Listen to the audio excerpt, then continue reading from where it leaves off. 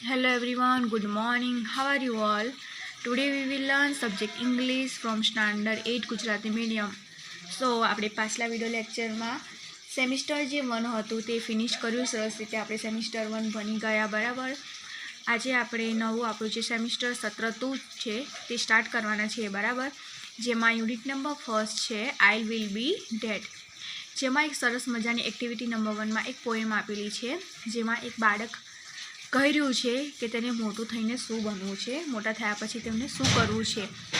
જે અલગ અલગ જેમ લોકો સાયન્ટિસ્ટ બનવા માગે છે અથવા પાયલોટ બનવા માગે છે, લોયર, ડૉક્ટર, એ બાળક કંઈક અલગ જ બનવા માગે છે આ પોએમમાં, જે અહીંયા આપણે જોવાનું છે. સો એક્ટિવિટી નંબર 1 પોએમ આપણે જોઈશું. I told them when I grow up I am not going to be a scientist or someone who reads the news on TV. No, I want to be a free. I am going to be a tree. They said no. They said you can't. No, you can't be dead. I told them when I grow up I am not going to be an airline pilot, a dancer, a lawyer or a doctor. No. Huge whales will swim in me. I am going to be the ocean. They said you can't be dead. No, you can't be dead. I told them I am not going to be a DJ, a computer programmer, a musician or a beautician. No, streams will flow through me. I'll be the home of eagles. I'll be full of valleys of fountains. I am going to be a range of mountains. They said you can't be dead. No, you can't be dead. I asked them, just what do you think I am? Just a child, they said. And children always become at least one of the things we want them to be. તો આ છે નાનકડી poem, જેમાં first stanza આપણે જોઈશું. I told them when I grow up I am not going to be a scientist. મેં તેમને કહ્યું અથવા તેઓને કહ્યું, ટોલ્ડ એટલે કહ્યું, ધેમ એટલે તેઓને, મેં તેઓને કહ્યું વેન આઈ ગ્રો અપ એટલે કે જ્યારે હું મોટો થઈશ. વેન આઈ ગ્રો અપ એટલે કે હું જ્યારે મોટો થઈશ. I am not going to be a scientist એટલે કે હું સાયન્ટિસ્ટ એટલે કે વૈજ્ઞાનિક નથી બનવાનો. Or someone who reads the news on TV. No, અને જે ટીવી પર સમાચાર વાંચે છે. ના. I want to be free. હું તો મુક્ત રહેવા માગું છું. I am going to be a tree. હું તો વૃક્ષ બનીશ. ટ્રી એટલે વૃક્ષ. દે સેડ, દે એટલે તેઓએ, સેડ એટલે કહ્યું, તેઓએ કહ્યું you can't. No, you can't be dead. તેઓએ કહ્યું કે યુ કાન્ટ એટલે તું નહીં કરી શકું અથવા તું તે નહીં બની શકું. ના. આઈ told them when I grow up, મેં તેઓને કહ્યું વેન આઈ ગ્રો અપ એટલે કે જ્યારે હું મોટો થઈશ. I am not going to be an airline pilot એટલે કે હું એરલાઇન પાયલોટ બનવાનો નથી. A dancer, a lawyer or a doctor. No, કે નૃત્ય કલાકાર, વકીલ કે ડૉક્ટર. ના. Huge whales will swim in me. Huge એટલે કે બહુ વિશાળ. વેલ, વેલ જે માછલી આવે છે બરાબર, બહુ વિશાળ. હ્યુજ જે વેલ માછલી હોય છે એ ખૂબ જ વિશાળ હોય છે. તો અહીંયા એ બાળક છે તે કહે છે કે જે હ્યુજ વેલ્સ, મોટી મોટી વિશાળ વિશાળ જે માછલીઓ હોય છે, વેલ હોય છે, એ મારામાં સ્વિમ કરશે એટલે કે તરશે. I am going to be the ocean. હું તો સમુદ્ર બનીશ, હું તો દરિયો બનીશ. ઓશન એટલે દરિયો. They said you can't be dead. No, you can't be dead. તેઓએ કહ્યું તું તે નહીં બની શકે, તે તું નહીં કરી શકું. I told them I am not going to be a DJ. મેં તેઓને કહ્યું I am not going to be a DJ એટલે કે હું ડીજે નથી બનવાનો. A computer programmer, a musician or a beautician. No, કે હું કોમ્પ્યુટર પ્રોગ્રામર પણ નથી બનવાનો, કે મ્યુઝિશિયન પણ કે બ્યુટિશિયન પણ હું નથી બનવાનો.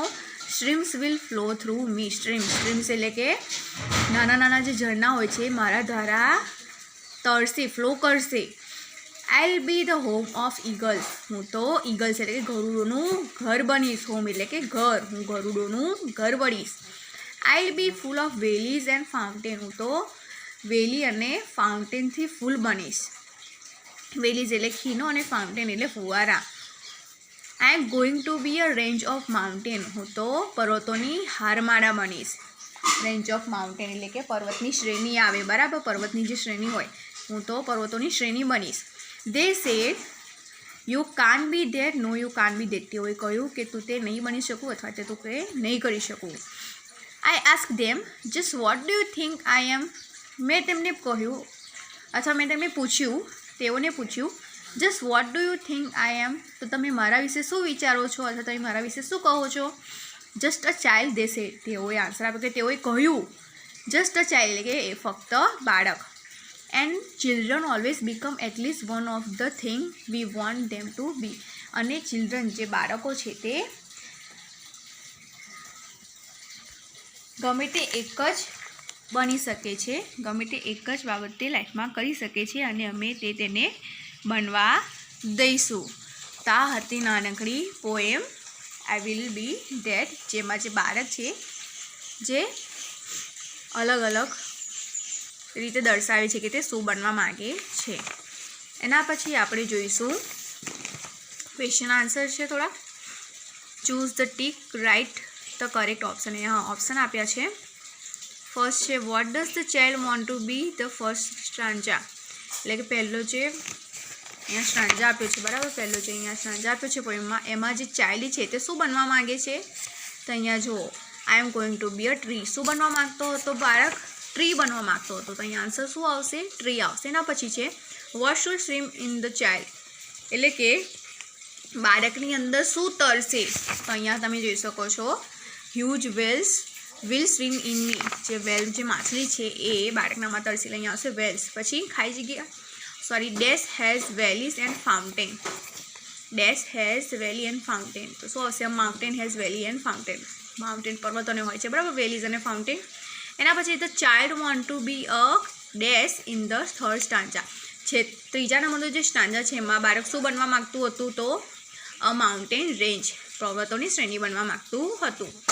એના પછી છે what can the following people do discuss in group. હવે અહીંયા શું કરવાનું છે? તમારી જાતે લખવાનું છે કે અહીંયા નીચે જે 3 માણસો વિશે લખવામાં આવ્યું છે, a musician, a DJ, a scientist. આ ત્રણે જે વ્યક્તિઓ છે, પીપલ છે, શું કરે છે? મ્યુઝિશિયનનું કામ શું હોય છે, ડીજેનું કામ શું હોય છે અને સાયન્ટિસ્ટનું કામ શું હોય છે, તમારે શોધીને લખવાનું રહેશે. એના પછી છે talk to your group and tell them what you want to become when you grow up. હવે તમારે ગ્રુપમાં વાતો કરવાની છે કે તમે જ્યારે મોટા થશો ત્યારે તમે શું બનવા માગશો એ વિશેની ચર્ચા કરવાની છે. ઓકે. એના પછી છે would you like to become one of the following things, why, collect their ideas. હવે આ શું કરવાનું છે?